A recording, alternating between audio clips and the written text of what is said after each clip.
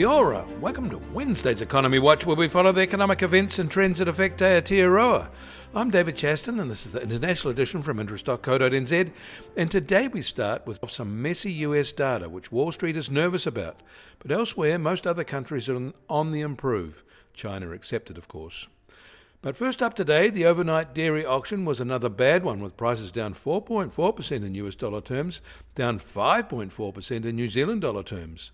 The key whole milk powder price fell 5.7% in US dollar terms. This is now serious. The recent downgrades to current season milk payout forecasts are going to get looked at again by the analysts. Since the peak in May, these prices have dropped 25% and are down 17% from this time last year. We are in a full bear market for dairy prices. Making it worse is that we are now just past the seasonal peak of the milk curve, which will take the top off the country's export earnings. Yesterday's MPI situation report is already out of date, and even that wasn't very positive about earnings from dairy exports. The catch-up data of the US labour market didn't really reveal much or surprise many. It reported a steep drop in October and a half bounce back in November. The net result is a loss of 41,000 jobs over the period of the US government shutdown.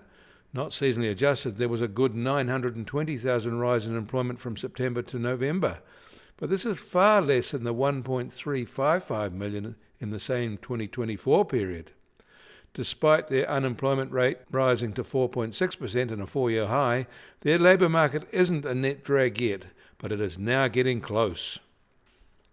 But the more current weekly jobs report from ADP recorded a small gain last week, but the prior week's gain was revised sharply lower. But overall, this latest jobs data is messy and probably of no help to the Fed when setting monetary policy. Meanwhile, US retail sales in October showed no gain from September to maintain their year-on-year 3.8% rise, just marginally ahead of current US inflation. These latest results have been dragged lower by declining car sales. And the flash American December factory PMI came in positive, but only just, and a 6-month low. Across the Pacific and Japan, their flash December PMI reported an increase in new orders supporting a rise in business activity. But their factory PMI isn't quite yet at expansion levels, despite the improvement. In India, their factory PMI shows rising output, and it is strong, but momentum is showing signs of slowing. Most countries would love PMIs like they have in India. In the Eurozone, business activity rose again in December to complete a full calendar year of expansion. But their factory PMI dipped slightly to take the top off the result at the end of the year. Hurting was a re-emergence of inflationary pressure there. And the latest S&P Global PMI for Australia for December finds the factory sector expanding in a minor way and a little faster than in November, helped by expanding new order levels. But the service sector is now expanding slower, in fact barely expanding. Staying in Australia, the Westpac Melbourne Institute survey of consumer confidence retreated in December, and by more than expected, into a net negative territory. In fact, no change was expected. The survey found a sharp change in what is expected for mortgage rates, going from expecting a fall to now expecting them to rise. Views on the economic outlook and household finances have deteriorated, but those surveyed are still confident about the Australian labour market. Views on home buying and house prices have been pared back.